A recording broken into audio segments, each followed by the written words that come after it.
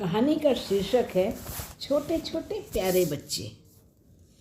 छोटे से अंकित की आदत है स्कूल जाने से पहले पूजा घर में घुसकर मेरी पीठ पर झूलकर कान में फुसफुसाएगा, दादी बाय, और दौड़कर ये गया वो गया। प्रत्युत्तर की भी अपेक्षा नहीं करता। पर आज का मंत्र अलग था। दादी मैं कल भूल गया, लौटकर बताऊंगा अपनी मैम के बारे में। और फुर्र हो गया। मेरा ध्यान थोड़ा बट गया, कहीं कोई सज़ा वगैरह तो नहीं मिली स्कूल में। फिर ख्याल आया, नहीं, आजकल स्कूल में यह सब नहीं चलता है। धीरे धीरे 2 घंटे के अंदर चारों बच्चे स्कूल चले गए। घर में तूफान के बाद किसी शांति छा गई। दोनों बहुएं अब सब कुछ व्यवस्थित करके नाश्ता करने कराने बैठेंगी। ये रोज का ही नियम है। सबकी क्लास अलग, जाने का समय अलग, लौटने का समय अलग। छोटा अंकित अभी 6 साल का ही है, पर नज़र के मामले में शायद मुझ पर गया है। आते ही चिपट गया। अरे भूख प्यास नहीं लगी क्या? पहले कुछ खा तो लो। दादी पहले सुनो तो, मेरी नई मैम आई हैं। इतनी सुंदर हैं, इतनी सुंदर हैं दादी, मैं तो बता नहीं सकता। अच्छा, टीचर भी इतनी सुंदर होती हैं? वही तो दादी, वही तो मैं बता रहा हूँ। ब्लू सूट पहनकर आई थी, छोटी सी पोनी टेल। उसको पूरे शब्द नहीं मिल रहे थे। उत्तेजना से गोरे गोरे गाल लाल हो गए थे। शायद धूप में आया इसीलिए भी। इतने में छोटी बहू आ गई। अच्छा, अब पढ़ाई में ध्यान कम लगता है, फैशन सीखा जा रहा है। चलो कपड़े बदलो, खाना खाओ। माँ हाथ खींचकर उसको पकड़ कर ले गई। मैं फिर आऊँगा दादी, शाम को बात करते हैं। मुझे हंसी आ गई। कितनी ज़रूरी मीटिंग है, आज ही पूरी करनी है। अच्छा ही है, मेरा तो टाइम इन बच्चों से ही कटता है, वरना मुझे ऐसा काम क्या है। तभी कांच के टूटने की आवाज़ आई, साथ में पिंकी रानी के रोने की आवाज़। समझ में आ गया। आज ही सुबह अचार का खाली मर्तमान धोने को दिया था, उसी के दिन पूरे हो गए। यह पिंकी रानी है तो बड़ी प्यारी और मासूम सी। उसे देखकर विश्वास नहीं होता कि इसकी नस नस में इतनी चंचलता भरी है। अब तो 3 साल की है, पर जब छोटी सी गोदी में रहती थी तब भी धीरे से पीछे से लात मारकर टेबल का पानी गिराना, हाथ से पर्दा खींच लेना वगैरह देखकर सब हंसने लगते थे। पर अब तो चीज़ें फेंकना, पेपर फाड़ना, पानी गिराना, ये उसके प्रिय खेल हो गए हैं। अंकित छोटी बहन को खींच कर ला रहा है। दादी दादी, मम्मी ने मारा पिंकी को। अच्छा किया, ये है ही इसी लायक। बोलते बोलते देखा, कोमल से गालों पर 4 उंगलियों के लाल लाल निशान, मानो किसी ने हस्ताक्षर कर दिए हों। मेरा तो कलेजा मुंह में आ गया। ऐसे भी कोई मारता है बच्चों को? हमने तो कभी उंगली से भी नहीं छुआ। फिर भी कोई बच्चा बिगड़ा क्या? भाषण के साथ साथ फ्रिज से ठंडा पानी कटोरी में डालकर भीगे रुमाल से बच्ची का गाल सेकने लगी। भड़ास निकली नहीं थी। अभी भी गोदी में लेटी पिंकी सुबक रही थी। ये लड़कियां भी न जाने किस मिट्टी की बनी है। जरा सा भी धीरज नहीं है। जो टूट गया है जुड़ेगा तो नहीं। अरे जरा धमका देने से ही हो जाता। हर समय तो तनाव सिर पर रहता है। हमने कभी काम नहीं किया क्या? पल्लवी और पीयूष दौड़े दौड़े आए। मेरी लाडो क्यों रो रही है? पीयूष ने पुचकारा। लंबी लंबी सांस के बीच सिसकारी, भैया मम ने मारा। अरे कुछ नहीं हुआ, देखे अब तो ठीक भी हो गया। जल्दी ही ये सब नाटक खत्म हो गया। बच्चों को फुर्सत कहाँ है? पीयूष 7वीं में, पल्लवी 9वीं क्लास में है। स्कूल, होमवर्क, ट्यूशन, कंप्यूटर वगैरह वगैरह। उन्हें सांस लेने का टाइम कहाँ है? लगता है धीरे धीरे बच्चों का बचपन छिनता जा रहा है। रसोई घर में बड़ी बहू छोटी को समझा रही थी, ज़रूर मार छोटी, नहीं तो बच्चे बिगड़ जाते हैं। पर धीरे से, उसी से बच्चे डर जाते हैं। चलो, अब मुझे बीच में बोलने की ज़रूरत नहीं है। पर यह पिंकी भी तो लाखों में एक है, अपनी आदत से बाज थोड़े ना आएगी। शाम होते होते मेरी आंखें मूंदने लगती हैं। अपने साफ सुथरे बिस्तर पर 8 बजे से ही पसर कर सो जाती हूँ। नींद टूटती है तो कंप्यूटर की खटखट से। दोनों बड़े बच्चे सिर घुसाए बैठे हैं। साथ में धीमे धीमे गाना भी बज रहा है। पहले तो बड़ा गुस्सा आता था, इतना बड़ा घर रहते यहीं कंप्यूटर रखना है, 2 घंटे भी पूरी नींद नहीं हो पाती। पर बड़े बेटे ने समझाया, अम्मा तुम अभी नहीं समझोगी, कंप्यूटर बढ़िया चीज़ है, पर खतरा भी कम नहीं है। अभी इसमें पढ़ाई करेंगे, गेम खेलेंगे, कुछ दिन बाद चैटिंग वैटिंग करेंगे। तुम सामने रहोगी तो थोड़ा डर रहेगा। अरे मुझे क्या समझ आएगी ये सब 3-5 चीज़ें? आएगी अम्मा, आएगी। तुम हफ्ता भर में ही समझ जाओगी। तुम रहोगी तो ये बच्चे जल्दी सोने भी चले जाएंगे, वरना बच्चे कितनी कितनी रात तक कंप्यूटर से चिपके रहते हैं। धीरे धीरे बच्चों के पास बैठना मुझे अच्छा लगने लगा। छोटे छोटे बच्चे कितने चतुर चालाक हो गए हैं। हम लोग छोटे थे तो रेडियो छूने में डर लगता था, कहीं बिगड़ गया तो। एक रेडियो सिलोन सेट किया रहता था। अमीन सयानी की गूंज भरी लच्छेदार बातें और वो पुराने गाने जो आज भी दिल को छू जाते हैं। दिल बहलाने के लिए वो सब काफ़ी था। पर अब तो ये छोटा सा अंकित भी कंप्यूटर खोलकर गेम खेलने बैठ जाता है। कोई डर नहीं, कोई झिझक नहीं, बच्चों को भी और बड़ों को भी। फिर तो धीरे धीरे अपना भी लालच बढ़ता गया। छुट्टी के दिन जब बच्चे नहाने जाते तो कहते, दादी माँ आओ, तुम्हारी मशीन खाली है 1 घंटे के लिए, जाओ ताश खेलो। कभी कभी पापा की परमिशन से पिक्चर भी लग जाती, चलो सब कोई बैठ कर देखो। छुट्टी का दिन माँ और बच्चों का शीत युद्ध का दिन। पहले तो स्कूल एक दिन यानी रविवार को बंद होता था, पर अब बड़े बड़े नाम वाले पब्लिक स्कूल शनि रवि 2 दिन बंद रखते हैं। आजकल छात्र शिक्षक सबकी मेहनत क्या ज़्यादा होती है, शायद होती हो, तभी तो इतने भारी भारी बस्ते, वाटर बोतल पीठ पर लटकाए बच्चे दौड़ते रहते हैं। अभी से छोटी छोटी कमर झुकती सी नज़र आती है बस्ते के बोझ से। पर हमें क्या, हमारा तो वह समय कट चुका है। यह कहकर तो, लेकिन ऐसा कहकर तो हम इस दुनिया से कट नहीं सकते। जो कुछ देखते हैं महसूस तो होगा ही, दुख भी होगा और सुख भी। छुट्टी के दिन सुबह से माताओं का नारा शुरू हो जाता है, उठो बेटा, जागो बिटिया। मगर जल्दी कौन उठता है छुट्टी के दिन? जितनी देर तक उठते हैं हमारा चाय नाश्ता शांति से निबट जाता है। फिर शुरू होती है दिन के दंगल की शुरुआत। बेटा खा लो, यह पसंद नहीं वह चाहिए, वह है तो यह चाहिए। चक्कर घिन्नी सी माएँ घूमती रहती हैं।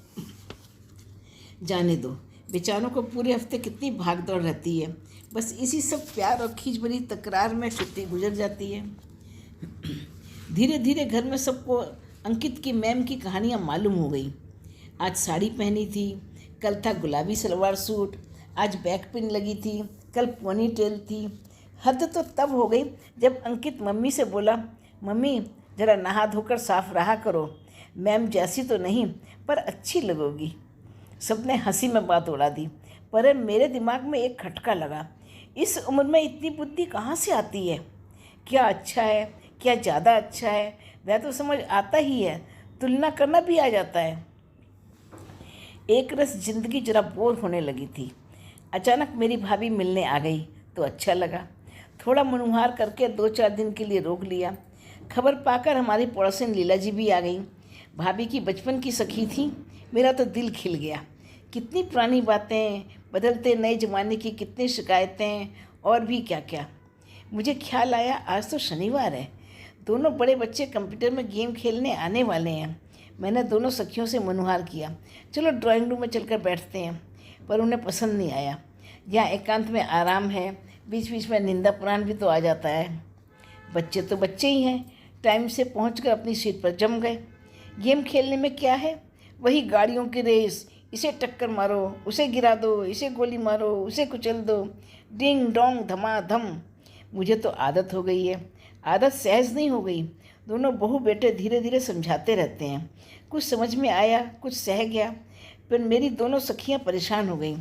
अरे तू कैसे सहन करती है इतना शोर शराबा? फिर ये भी कोई गेम है, मारो काटो हल्ला गुल्ला? ये आज के संस्कार है तो तुम अपने पोते पोतियों को दे रही हो, इसी का ढिंढोरा पीटती हो। पल्लवी समझदार है, चुप रही, पर पीयूष से ना रहा गया। दादी ये सब जनरेशन गैप की सब चक्कर आप नहीं समझोगी। हमारी दादी तो मॉडर्न है, सब समझती हैं। सब समझती हैं या तुम लोगों ने समझा रखा है? बेचारी सीधी है ना। मेरे आँख के इशारे से समझकर पल्लवी ने पीयूष को चुप करा दिया, पर अपनी सीट से उठने को तैयार नहीं। हम लोग ही उठकर ड्राइंग रूम में चले गए। फिर भी दोनों खिसियाई सी थीं। अपने घर में यही उठा पटक चलती रहती है। बच्चे हैं कि बस में नहीं आते, एक बोलो तो 4 सुनाते हैं। उनका साथ देते हैं उनके माँ बाप। जो कसर बच्चों से छूट जाती है उसे वे पूरा कर देते हैं। भाभी की आंखें छलछला आईं। लीला जी भी धीरे से बोली, बहन जी, आपके पास तो बच्चे आते भी हैं, बैठते भी हैं, पर हमारे पास तो फटकते ही नहीं, मानो हमें कोई छूत की बीमारी हो। और भी कितनी कहानी, किस्से जो उनके दिल के दर्द के रूप में निकल कर बाहर आ रहे थे। बच्चे तो उनके घर में भी हैं, हमारे घर में भी। तकलीफ़ तो मुझे भी होती है। प्राय एक ना एक छोटी सी घटना घट ही जाती है जो सुई की नोक से चुभ जाती है। पर इनका दर्द इतना बड़ा क्यों है? बहुओं ने बढ़िया सा नाश्ता कराया था, इससे खुश होकर उनके मन का दर्द जरा दब गया। पर मेरी आंखों में नींद कहाँ, वो लोग थोड़ा सो गईं। इस उम्र में हमें क्या आता था? अकेले घर की देहरी में से बाहर निकलने की हिम्मत न थी। शाम होते ही अंधेरे कोनों से दहशत होने लगती थी। किसी कीमती चीज़ या खिलौने को देखकर मन ललचाता था, पर बड़ों की आंख के कोने की नकार सहमाकर एक तरफ बैठा देती थी। इतने प्यारे प्यारे बच्चे हैं, ना किसी से डरना, ना किसी का दबाव सहना, और ज्ञान का दायरा तो बढ़ता ही जाता है। 4 साल की उम्र में से कंप्यूटर से खेलने लगते हैं, फिर इनसे तनाव कैसा? शायद यही जनरेशन गैप है। इनसे ना टकराकर इनके बराबर से आगे बढ़ने का रास्ता दे दो तो शायद ये बड़ों का अपमान ना करें, ढीठ ना बने। काफ़ी सोच विचार कर शाम को मैंने बच्चों को घेरा। देखो बच्चों, तुम लोग के फ्रेंड्स आते हैं तो हम भी हंसते बोलते हैं, नाश्ता कराते हैं। अब मेरी सहेलियां इतने दिनों के बाद आई हैं तो तुम लोग कुछ खाते नहीं करोगे क्या?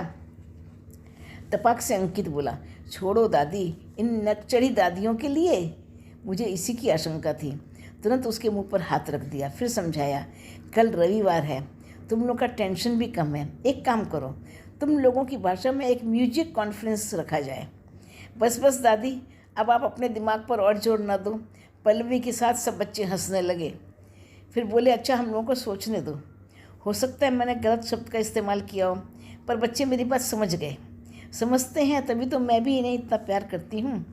कुछ देर बाद पीयूष आया। दादी, सब कुछ प्राइवेट होगा, कुछ बताना नहीं किसी को। वचन लेकर वह चला गया। रविवार सुबह पल्लवी सबको निमंत्रण दे गई। सुनो सुनो सुनो, सब लोग सुनो, 11 बजे सब ड्राइंग रूम में आ जाएं। मम्मी पापा दादी सब कोई, हम लोगों का नाटक है। पिक्चर हॉल का गेट टाइम से बंद हो जाएगा, फिर खुलेगा नहीं। Ding dong ding dong. मुरादी सी करती करती पल्लवी चली गई। सबको बड़ी उत्सुकता थी। कुछ तैयारी करते नहीं देखा, हल्ला गुल्ला भी नहीं सुना। शायद कंप्यूटर पर कोई पिक्चर दिखाएंगे। टाइम से सब अपनी अपनी जगह आकर बैठ गए। हाँ, लीला जी की फैमिली भी थी। पता नहीं उन्हें कब निमंत्रण दिया। रूम की लाइट बंद हो गई। मेरी भाभी चिल्लाई, अरे मुझे तो ऐसे भी कम दिखता है, इतना अंधेरा क्यों कर दिया? किसी ने कोई जवाब नहीं दिया। 2 कोनों में 2 सर्च लाइट लेकर 2 बच्चे खड़े हो गए, जिन पर लाल हरे कागज़ लगे थे। शुरू हुआ पिंकी रानी का ठुमका। थोड़ा इठलाते, थोड़ा शर्माते, थोड़ा सा डांस किया। सब ने तालियां बजाईं। फिर आए अंकित महाशय, जिसे पल्लवी ने उसकी क्लास टीचर का मेकअप दिया था। अपने दुपट्टे से साड़ी पहनाकर गहरे लाल रंग से होठ रंग दिए, गोरा रंग खिल उठा। फिर एक किताब हाथ में लेकर इठला कर बच्चों को पढ़ाने की नकल करना, नकली डांटना, सबको बहुत मज़ा आया। फिर तो जैसे रंग गहराता गया। 2 घंटे कैसे बीत गए पता ही नहीं चला। लीला जी के तीनों पोते पोती, इन लोगों के दोस्त, अपने पल्लवी पीयूष, इन सब के डांस, जोक्स, एक्सरसाइज के स्टेप्स, नकली बॉक्सिंग, पिक्चर के डायलॉग, सबको बहुत मज़ा आया। अरे हमें पता होता तो कुछ प्राइज़ वगैरह रखते, सबने कहा। पर अंत में रंग में भंग हो ही गया जब प्राची ने स्टेज पर फिल्मी डायलॉग बोलते बोलते शुरू किया बोलना, आप लोग मुझे नहीं जानते, मैं कितनी ऊंची चीज़ हूँ, मुझे क्या पता नहीं, मुझे क्या नहीं आता। अचार पानी से लेकर सीना पुरोना तक कोई मेरी बराबरी करके तो देखे। बीच में ही लीला जी भड़क उठी, करमजली, भरी महफिल में दादी की टांग खींचते शर्म नहीं आती? तुरंत मैंने बीच बचाव किया, अरे अरे बहन जी, ये तो मनोरंजन है, इतना गुस्सा नहीं करते, बच्चे हैं, जरा मजाक किया तो क्या हुआ। चुप तो हो गई, पर लीला जी की आंखें बोल रही थीं, घर चल, देख लूँगी तुझे। प्राइज वाइज तो सब भूल गए। चलो राम राम करके किसी तरह बीच बचाव हुआ। फिर सब अपने घर चले गए।